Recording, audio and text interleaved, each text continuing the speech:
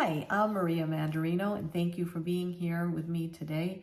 Today we're going to spend a little bit of time looking at Enneagram Type 9. But before we jump into that, I'm going to ask you, if you haven't already, please subscribe to the channel, like the video, comment on the video, and share the video.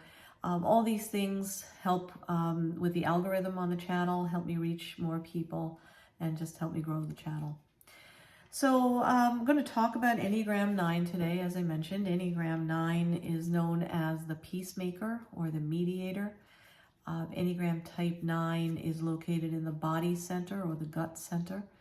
And we spoke, if you saw the last video, we talked about the three centers of the Enneagram. So we have the head center, we have the heart center, and we have the body center, which is also known as the gut center. So Enneagram 9 lives in that body center or gut center along with Type 1 and Type 8, which we're going to talk about in another video on another day. But that is where Enneagram 9s are situated. So the focus of Enneagram 9 is what we call right action or love. And they seek to merge with others. Of all the 9 types, when we think of the word merge, we think of Type 9. They love to just connect with you, hear what you have to say, and they just get right into it with you. They're right there with you. So, of course, with any Enneagram type, we have the lower expressions and we have the higher expressions of type. And the higher expression of Type 9 is kind of a lengthy list, so I'm going to read some of that off to you. Type 9s are helpful. They're easygoing. They are kind and empathetic. They are sensitive, intuitive, friendly, compassionate, highly present. They seek union with others, which is that idea of merging. And they really see you. When you engage in a conversation with an Enneagram Type 9, you know that they are with you, they're tracking with you, and they hear and see everything that you're talking about. Many Type 9s, this is just my own observation, but many Type 9s that I've met do work in the healing arts. Certainly not the only area that they gravitate toward, but I do see a preponderance of Type 9s in the healing arts. And as peacemakers, they seek harmony. That's one of their main goals in life. And they're people pleasers because that's how you attain harmony, right? By making people happy. They're adaptable. It's another way that we meet the needs of others, right? And they can be malleable, which is not necessarily as positive a quality because that means they can be easily reshaped by someone else's needs. But they are thought to be everybody's favorite person. When there's a Type 9 in the room, usually everybody's going to love the Type 9. They don't make waves.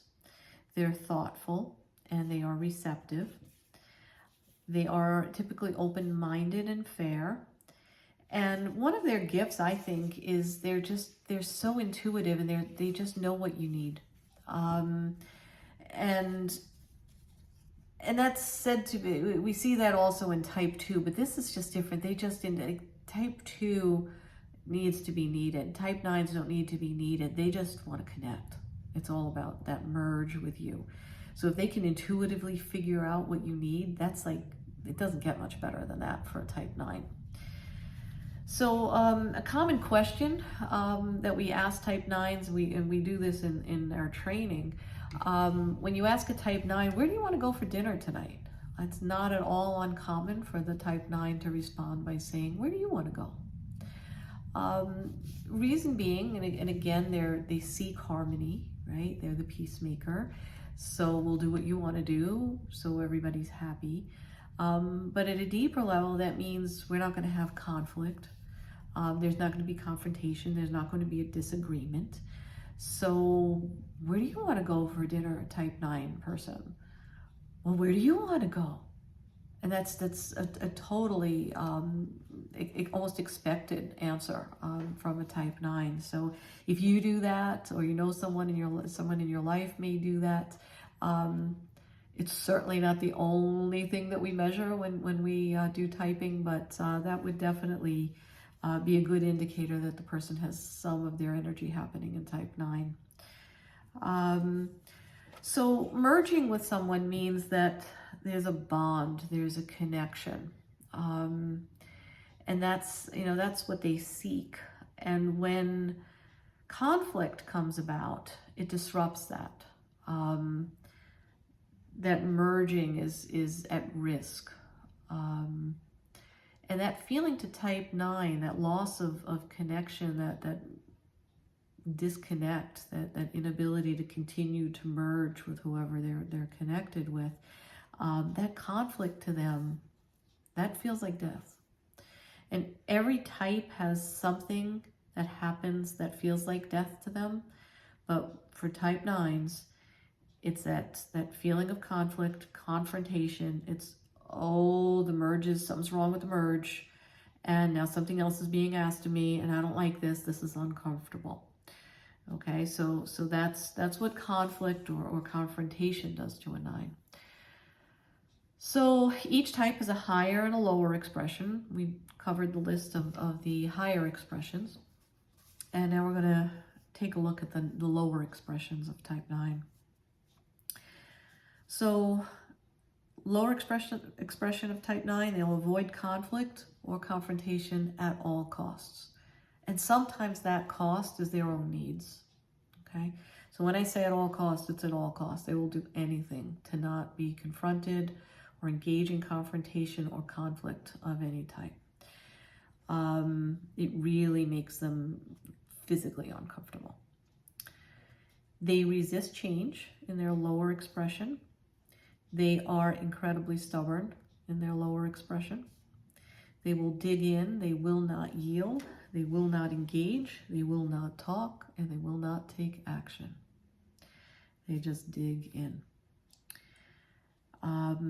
They're said to be passive-aggressive when they're in their lower expression. And it's not uncommon for them to say yes when they really mean no, which makes them angry. But they're very agreeable, and they want peace, and they want harmony. So an anger in a type 9 doesn't look, it's not explosive. Okay? Unless something has really been mounting for a long period of time, and then when they do blow up, it's noticeable. But typically, 9s are angry because they've not been seen. Basically, all the things that they do for others have not been returned to them. And there's this feeling of not counting. There's a feeling of, or if they do feel as if someone's trying to control them or inspire them to take a stand, make a decision, all of that is uncomfortable and a source of anger for type 9.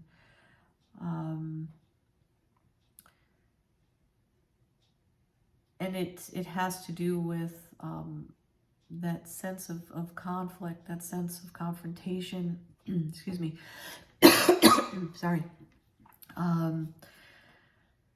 that, feeling controlled, feeling, having to face conflict, having to make a decision. None of that feels very peaceful and harmonious to them. And when any of those things come about and someone asks them to stand on any of those things, they get angry because you're asking them to step out of this state of harmonious bliss that they'd rather be living in. So an anger for type 9 is more of a slow boil. It's like a burning resentment. It's not apparent usually. But again, over enough time, with enough insult and injury, they can become explosive, and you will certainly know when they are angry. But typically, no, it's going to be a slow rolling boil. Might look like passive-aggressive behavior. They're just not real cooperative, but they won't talk about it. And then because they are a body center, this anger for them is experienced in the chest. They may find that they're holding their breath a little bit, and that there's just this tightness and lack of openness in the chest. So again, if you're a type 9 or suspect you may be a type 9, that's another thing that we may look at. When you're angry, where do you feel it? So type 9s definitely feel that in the chest. So cause of anger for type 9 really has to do with having forgotten themselves. They put their energy toward merging, toward accommodating, toward connecting with people. And then in that, they realize they've lost themselves in connecting with the other person. And when they come to understand that, it's painful and a source of anger and resentment. So when 9s feel separated from their divine source, from their spirituality, they are self-forgetting. We say they fall asleep to what is real. They go along to get along. That's a very common type 9 phrase. They go along to get along. And this leads to what we call inertia. Inertia is a type 9 word. It's a little buzzword when we're looking at the lower side of type 9. They go into inertia. And it's an inertia that's directed at themselves. So it's a lack of movement. They just become stuck. They may look lazy to other people. They kind of go into this space of, I'm just going to lie on the couch for a day or two or a week or whatever. I'm just going to, not participate in anything. So this is what happens when they're separated. They become self-forgetting. They fall asleep to what's real. They fall asleep to life. They go along to get along. Yeah, whatever you want to do. Yeah, well, that's good. And then they fall into the state of inertia toward themselves and appear lazy, stuck, indifferent. In that space for type 9, addictive behaviors can also come in, whether it's chemical substances, whether it's food, whether it's too much TV, whatever drug of choice, so to speak, right? So I always tell the type 9s that I work with, you are not ice cream. You cannot make everyone happy.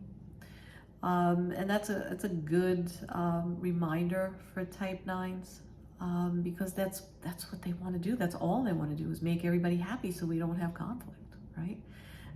But who can really do that, right?